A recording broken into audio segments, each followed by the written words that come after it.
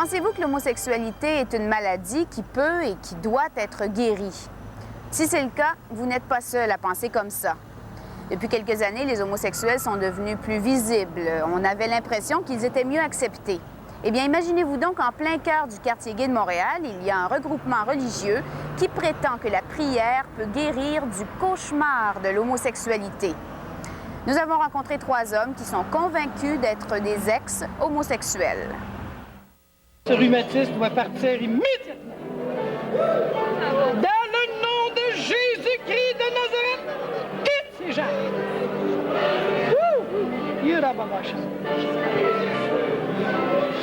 Vous vous rappelez peut-être une des premières émissions de Caméra 86.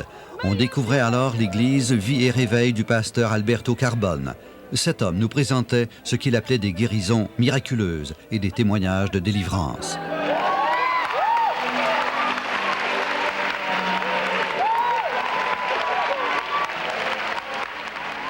Eh bien, voici que depuis quelques mois, l'Église Vie et Réveil a formé un nouveau groupe qui prétend se spécialiser dans la réhabilitation des homosexuels, hommes ou femmes. Cette cellule accueille chaque mardi soir une dizaine d'homosexuels qui veulent se repentir et sortir de ce qu'ils appellent leur vie misérable. Cette cellule a été fondée par Daniel Ryan. Daniel a vécu son homosexualité avant de devenir pasteur. Au sein de l'Église Vie et Réveil, il a réussi à accepter son passé. Non, il y a un besoin, là. Il y a des gens qui veulent sortir de l'homosexualité, mais ils ne savent pas où commencer, par où passer, les questions, les réponses. Alors, on a décidé de fonder l'Oasis de paix pour être une ressource pour des personnes qui veulent sortir de l'homosexualité. L'Église Vie et Réveil est située en plein cœur du village gay de Montréal. Des homosexuels, Alberto Carbone en côtoie tous les jours depuis des années. Il affirme qu'il connaît bien leurs problèmes. Pour Alberto, l'homosexualité est un péché qu'il faut combattre en retrouvant la foi, en priant et bien sûr en faisant preuve de volonté. Dieu aime pas l'homosexualité, mais l'homosexuel, et il aime la personne. Maintenant, le problème, c'est le péché. Je dis, Jésus est capable de briser ce péché-là ou de l'enlever comme tous les autres péchés. Alors, avec cette attitude-là vis-à-vis ça, on a commencé à donner espérance aux gens qui se sentaient eux-mêmes prisonniers de l'homosexualité. Puis c'est ça, des gens pensent des fois que les homosexuels veulent être comme ça. Pas tout le monde, pas tous les homosexuels veulent être homosexuels, mais comment en sortir, ils ne savent pas, alors ils demeurent là. La cellule Oasis de paix de l'Église Vie et Réveil, eh bien, c'est un refuge pour les homosexuels qui n'acceptent pas leur orientation sexuelle. C'est le cas de Jean-Paul, 28 ans. Il fait partie de l'Église depuis 1 an. Il est pâtissier. Ses tendances homosexuelles se sont révélées tardivement. Jean-Paul pense que lorsqu'il était jeune, il n'avait rien d'un homosexuel. Ben, je jouais avec des autos. Je jouais avec des autos comme mon frère, comme mes frères. Puis, je veux dire, je regardais les petites filles comme mon frère, puis comme mes frères. Puis à l'école, j'avais tout le temps des petites filles alentour de moi. Puis j'avais des petites blondes. Puis je veux dire, je regardais pas les petits gars, absolument rien de ça. J'avais une carabine. J'allais à la chasse avec mon père. J'étais normal. Pour moi, j'étais un gars normal. Jean-Paul est convaincu qu'il a cessé d'être ce qu'il appelle un gars normal à cause de ce qu'il a vécu. Sa mère est morte lorsqu'il avait 7 ans. Mais ce n'est pas vraiment à cela qu'il associe ses tendances homosexuelles. Jean-Paul est convaincu qu'il est devenu homosexuel à cause d'un viol dont il a été victime à l'âge de 15 ans. Je crois que ton père t'a donné une identité masculine, mais ta mère aussi, c'est important. Mais je crois pas que c'est le fait vraiment que j'ai parti une mère. Je crois que le fait que je me sois fait violer là, par un homme, là, que ça l'a fait beaucoup ça aussi. Parce que je crois que ça a perturbé mon identité sexuelle beaucoup. Beaucoup. Après cette expérience, Jean-Paul commence à sortir dans les bars gays de la rue Sainte-Catherine. Curieusement, même si sa première expérience sexuelle avec un homme n'a pas été agréable, il commence à fréquenter les hommes. Et plus ça va, moins il y a d'amour dans les relations qu'il entretient.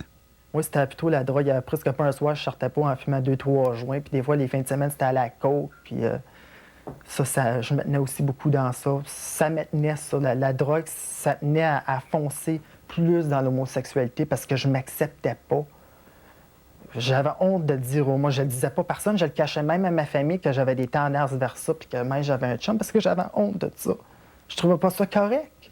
Jean-Paul a peut-être été influencé par les préjugés que beaucoup de gens entretiennent envers les homosexuels. Incapable d'accepter sa condition, un jour, Jean-Paul se décide. Il se rend à l'église Vie et Réveil. Je me suis assis, j'écoutais le pasteur emporter sa prédication. Puis là, le pasteur, il a dit tous ceux qui veulent accepter Jésus dans leur cœur, avancez en avant. Puis je me suis dit, mais coudonc, je vais m'avancer en avant, j'ai rien à perdre. Je me suis avancé.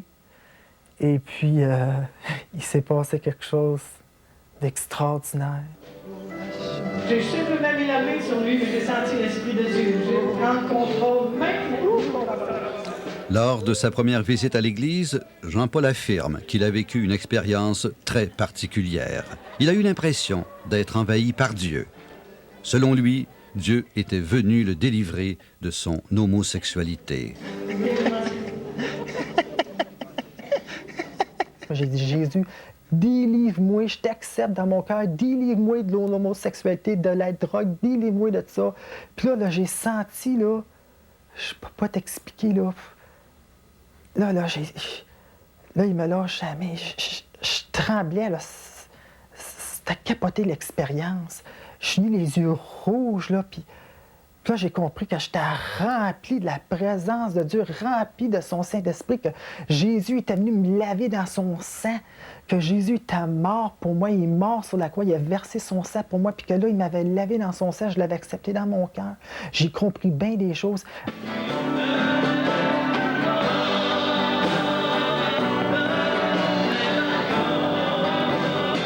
Comme certaines personnes qui affirment que Dieu les a guéris de leur cancer, Jean-Paul affirme que Dieu l'a guéri de son homosexualité.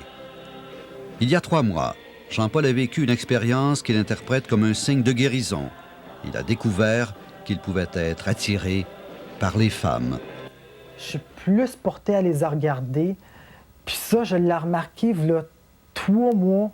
J'étais dans le métro, puis une belle fille qui est venue s'asseoir à côté de moi. Belle, là, ça se pouvait pas. Là, je me suis mis comme à capoter. Je dis, elle est bien belle. Puis là, je capotais. Puis on dirait, voyons, qu'est-ce qui se passe? Là, c'est la première fois. Qu'est-ce qui se passe? Là, je capotais. Puis là, j'avais le goût de parler. Puis tout. Puis là, je me suis aperçu, écoute, il est en train de se passer quelque chose. Là.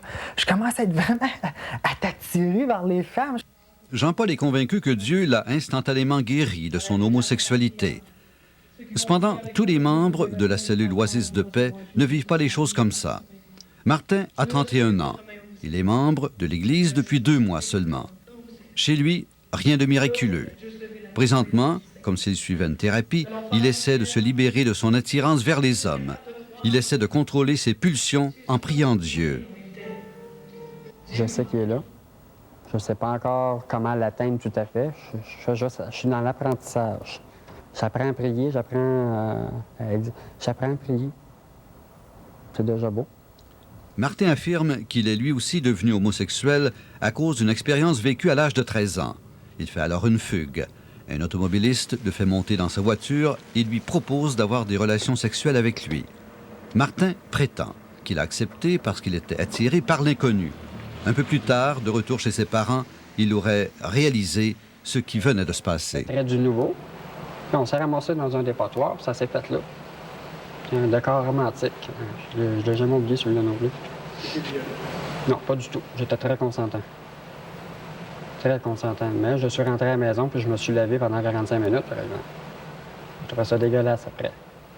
Comme Jean-Paul, Martin a trouvé sa première expérience très pénible, mais il cherche à la revivre quand même. Pendant des années, il a des relations avec d'autres hommes. Il passe son temps dans les bars gays. La drogue, l'alcool et le sexe deviennent ses seuls plaisirs. L'amour, on n'en parle pas. Au début, c'était avec un petit peu de sentiment. Il fallait quand même qu'il y ait l'élément tendresse, mais plus ça a été, plus ça a dégénéré. Ça, j'en voulais même plus. Ces derniers 1000, là, c'était des relations sans... Je me souciais même pas de savoir le nom de la personne avec qui j'étais, puis c'est rien d'autre que la chose, puis bonjour les visites. Ça pouvait durer 5 minutes, 10 minutes, ça pouvait se faire dans un passage, n'importe où, autant que ça se fasse.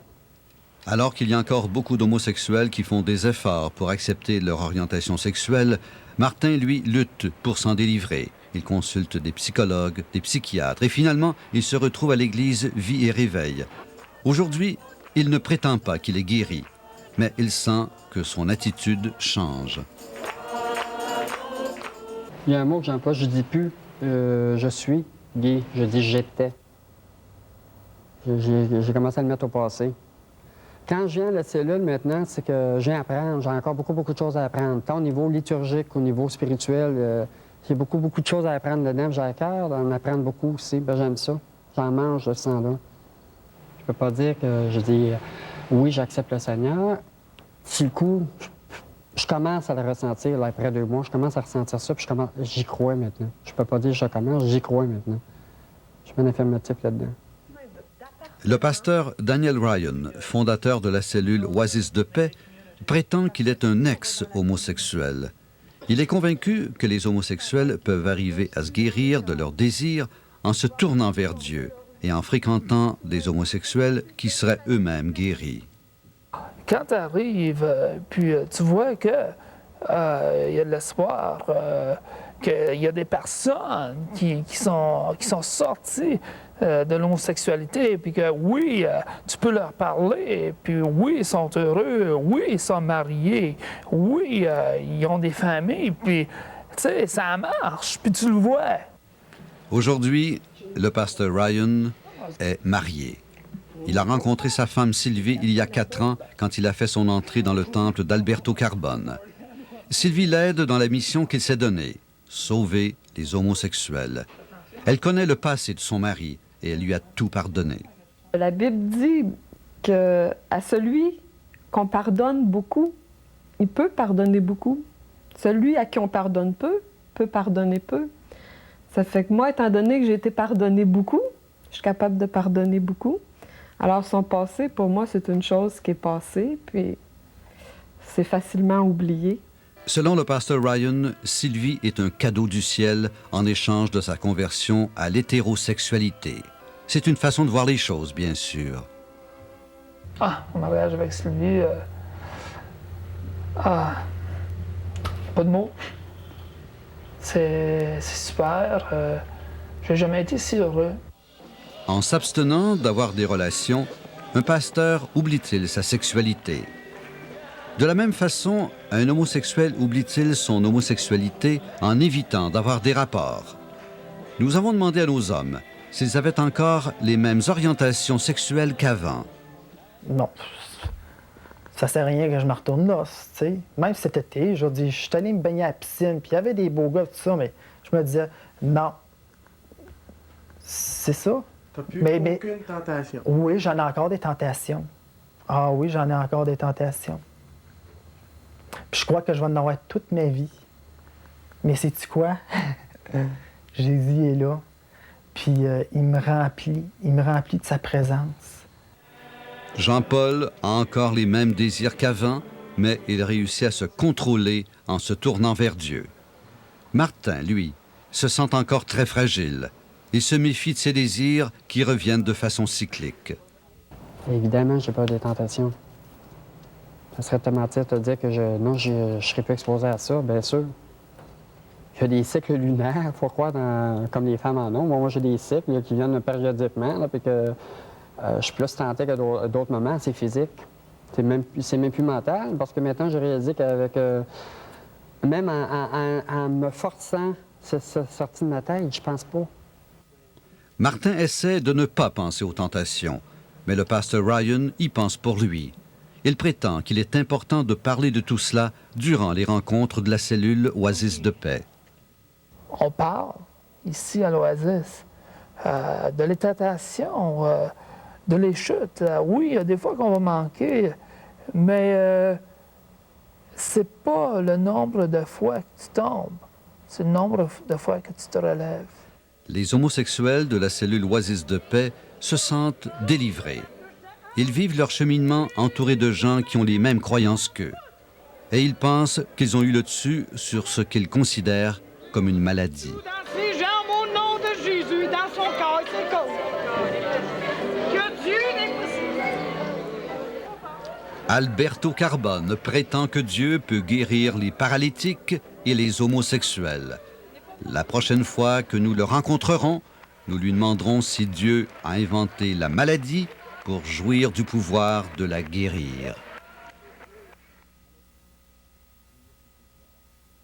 Il y a beaucoup de gens qui disent que l'homosexualité ne se guérit pas tout simplement parce que ce n'est pas une maladie.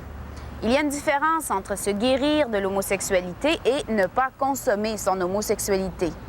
Jean-Paul et Martin sont-ils guéris ou ont-ils acquis tout simplement un peu plus de contrôle sur leur pulsion sexuelle? Ça, c'est le cas de le dire. Dieu seul le sait.